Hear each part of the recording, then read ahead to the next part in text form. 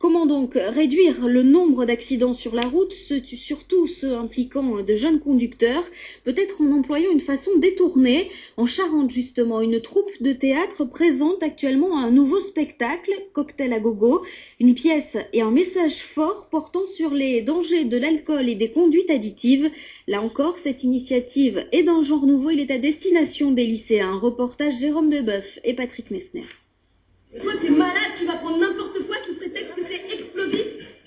Attends, mais tu l'as vu dans le pastèque, pourquoi tu veux faire ça?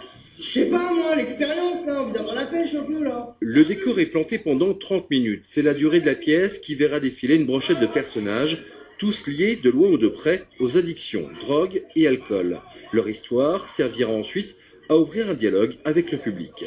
Moi, je prends ça comme un échange, c'est-à-dire qu'on essaye d'induire les gens, c'est-à-dire qu'on leur donne des choses et puis c'est eux qui développent les choses en fait. Et si c'est moralisateur, c'est pas de notre fait. Parce que nous, de toute façon, on donne pas des solutions. Chaque fois, le débat est complètement différent, ça dépend du public. Donc Tatiana, en fait, mon idée, c'était que sa maman, en fait, l'informe. Les jeunes spectateurs sont même invités à improviser avec les comédiens une histoire bis, une manière d'envisager des réponses aux problèmes sans tomber dans les grosses ficelles d'un discours moralisateur. Là, c'est fait par une troupe et ils font participer, donc c'est aussi les copains qui participent, qui viennent le dire sur scène, donc c'est la même morale, mais qui passe différemment, je dirais. Les parents ou même que les adultes, quand ils nous parlent vraiment, c'est vraiment très cadré, faut pas faire ci, faut pas faire ça. Enfin là, comme ça, c'est beaucoup mieux, je crois. Il y a plus d'humour. Oui, vraiment. Malgré des résultats qui progressent, la sécurité routière poursuit sa sensibilisation, car drogue et alcool étaient encore en 2008 à l'origine de 40% des accidents mortels dans ce département. On ne peut pas dissocier cette partie sécurité routière de la partie comportement global.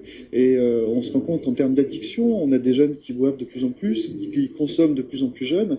Et forcément, travailler avec ces élèves-là, ça permet de gagner peut-être en vie sur la route, mais aussi en problématique particulière auprès de ces adolescents. Des conducteurs qui sont de plus en plus sensibilisés au système capitaine de soirée, car les chiffres chez les jeunes sont plutôt éloquents en Charente. En 3 ans, les accidents mortels liés à l'alcool chez les 17-25 ans ont été divisés par 2.